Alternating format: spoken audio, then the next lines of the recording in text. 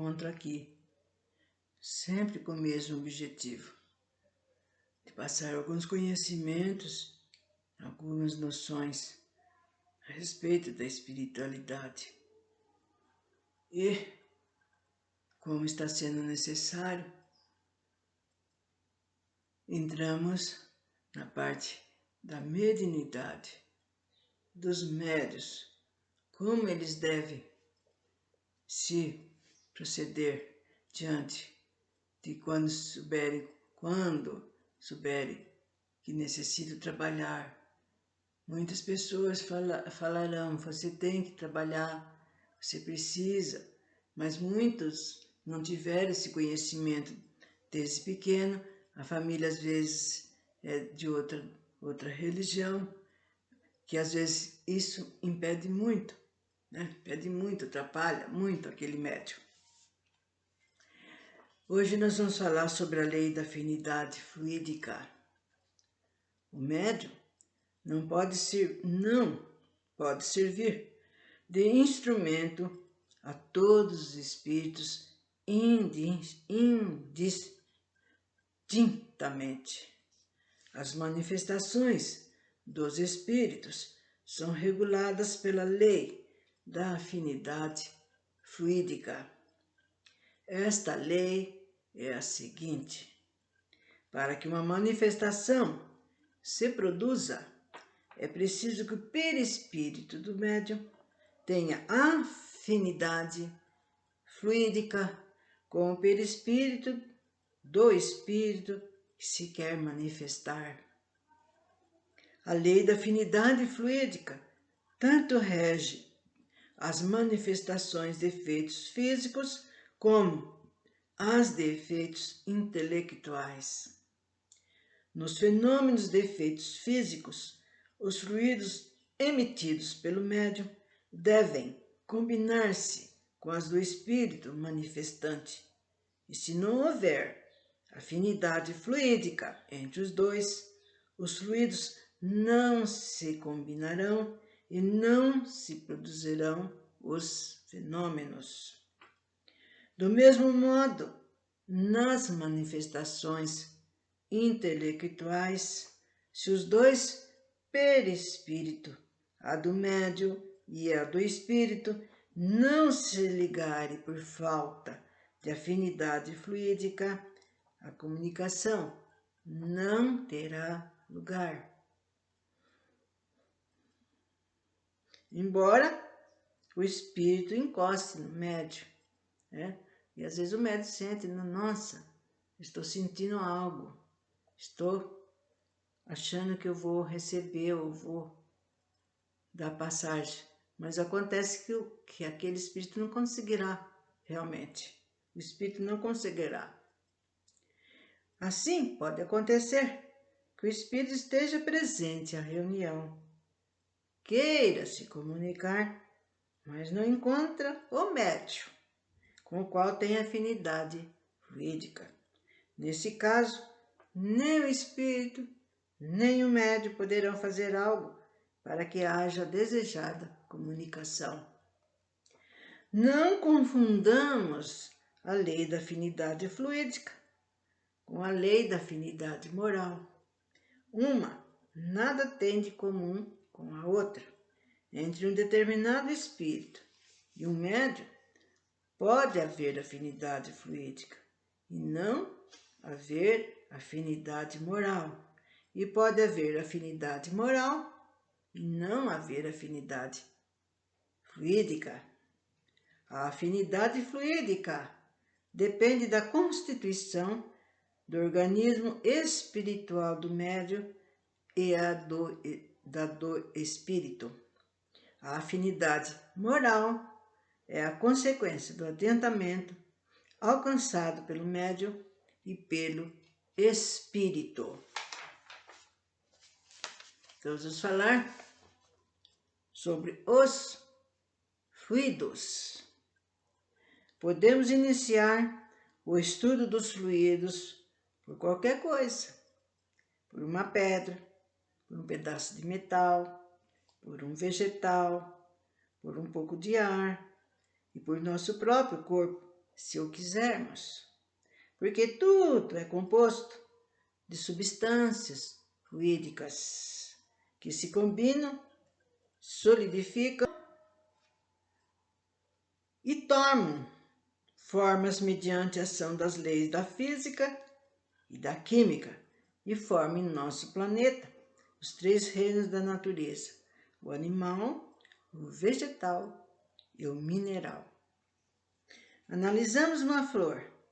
Ela é composta de substâncias fluídicas que se associaram de acordo com as leis da natureza.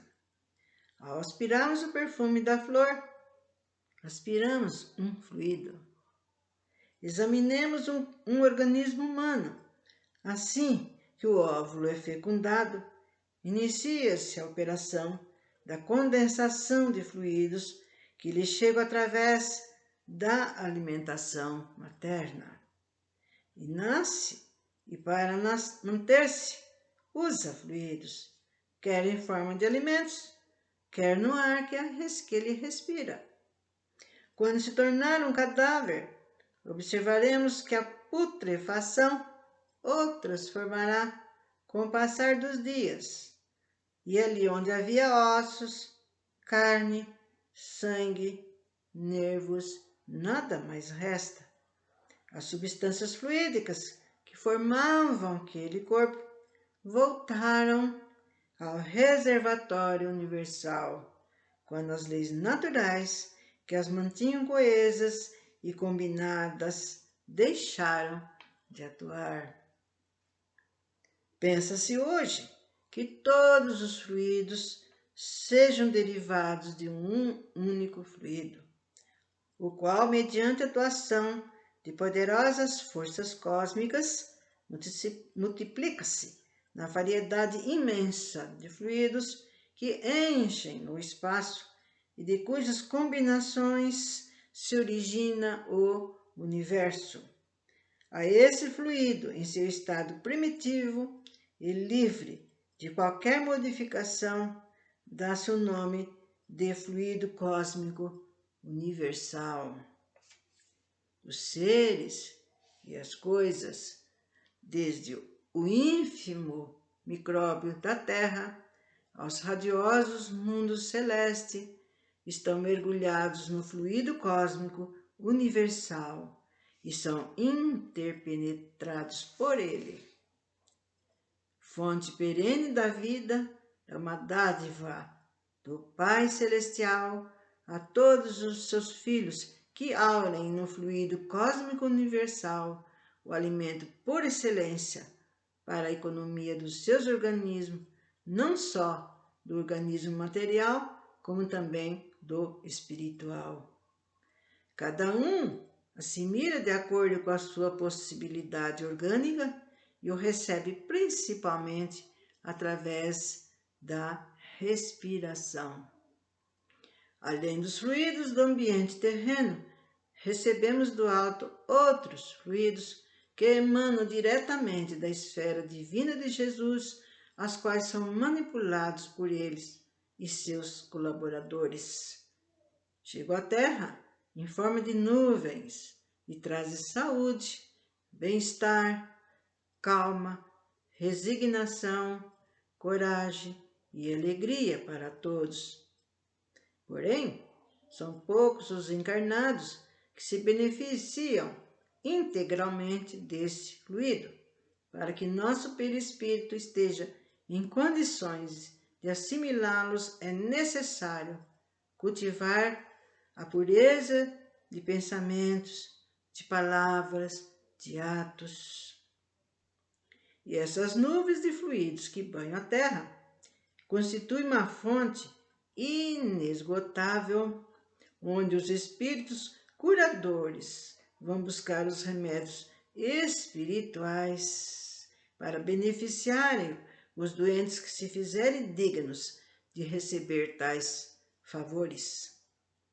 Assim como há o ar puro e balsâmico que tonifica, há também os fluidos puros que nos revigoram e os fluidos impuros que nos abatem.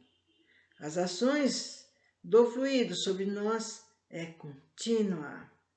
O pensamento é a força com a qual movimentamos os fluidos, atraindo-os e irradiando-os. Pensamento puro, movimento, fluidos puros. Pensamentos impuros, movimento, fluidos impuros. Se recebemos a dádiva celeste do fluido código universal, independente de qualquer esforço de nossa parte, o mesmo não acontece com os outros fluidos. Recebemos os outros fluidos segundo a aplicação que dermos à nossa inteligência. Inteligência moralizada, voltada ao bem, dá direito à recepção de fluidos benéficos. Inteligência desmoralizada, isto é, entregue aos vícios e ao mal, só dá direito aos fluidos maléficos, ao corpo e à alma. Então, vocês vão falar, mas por que será que ele está falando sobre isso? Porque tudo isso envolve a nossa vida, no dia a dia. E principalmente quando a gente for trabalhar como médium, né? Tudo entra, né? Comunicando-se um com os outros. E, terminando, vai ser falado então mais uma advertência, que é para todos os médios. Ó, advertimos todos os médios de que o êxito do serviço mediúnico depende muito mais da renúncia, desinteresse, humildade e ternura dos seus medianeiros do que mesmo de qualquer manifestação fenomênica espetacular que empolga os sentidos físicos, mas não converte o espírito ao bem. Então, nós daqui para frente nós estaremos sempre falando uma coisa em cima de outra coisa, sempre batendo na mesma tecla, ou seja, na mediunidade. O que é preciso para se manter um bom médium, o que é preciso para trabalhar como tal. E assim, ficando novos conhecimentos para outra ocasião.